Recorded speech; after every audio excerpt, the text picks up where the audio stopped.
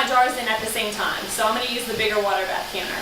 And so as we have here, we've already poured them in. Remember, we wiped down the lids of the rims of the jars, put the lids on, screwed the bands on conservatively, and I've got my 7 jars here ready to go. So how I put them in the pot is, this is called your jar lifter. These are the handles, and this is where it fits around the jar. So as you can see, I'm going to pick up my jar like so, put it in my water, and now that I have my water bath canner, I've got my rack sticking up here.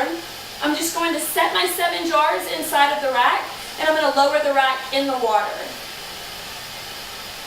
You want to make sure to space them out appropriately where they're not right up next to each other. Although if they do end up next to each other, then it's perfectly fine. This salsa recipe, by the way, actually won 4th at the State Fair of Texas. It was an honorable mention, and it's a very good recipe, so enjoy. Make sure that your jars are covered with at least 2 inches of water on top.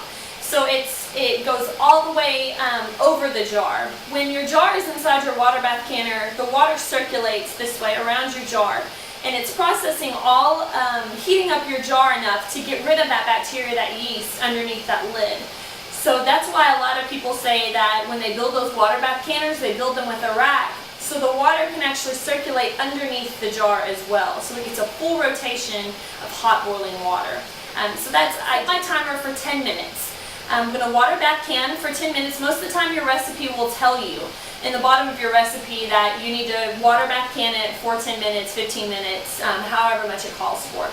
You don't have to come up with that number. When you're going to get your fruits and vegetables, you want to make sure that they're free of bruises and free of any mold or yeast that is visible to the eye. And you know, it's not saying like if you come home and you have a batch of strawberries and you realize one of those strawberries has a little bruise spot on it, you can cut the bruise spot out, just don't can it. The reason why is that when something's bruised or if something has mold or yeast in it, it's already growing in a culture. It's already growing all that yeast and that bacteria on the product. So you don't want to put that in your jar.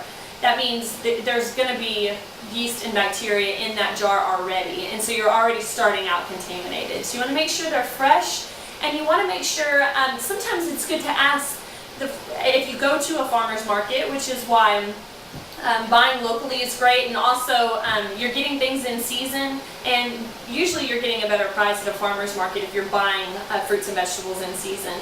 But once you go, ask them when they picked it. Did they pick it 2 days ago? Did they pick it right before they came?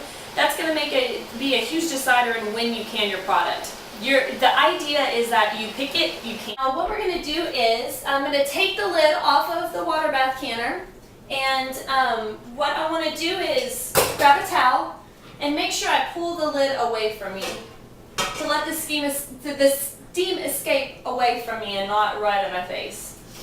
Set the lid over here. Now I'm going to set a towel down right next to my water bath canner so I can pull my salsa out.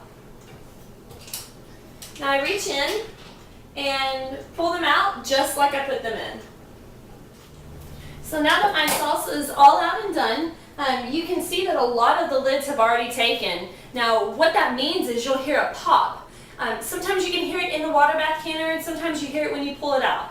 But most of the time you can just wait a couple of hours and go back and check if you've done jelly, jam, salsa, whatever. Check the lid by pressing on the top. If you don't hear that noise that we heard before, that little click sound, then your product is taken. Another way you can test it is you can actually screw off the lid where just the band is on top of the jar, and you can lift up the lid with fingernails and kind of shake it a little. Makes some people nervous, but that's another way you can check it. The next time you want award-winning salsa made out of your kitchen, buy it fresh, make it homemade, and put a lid on it.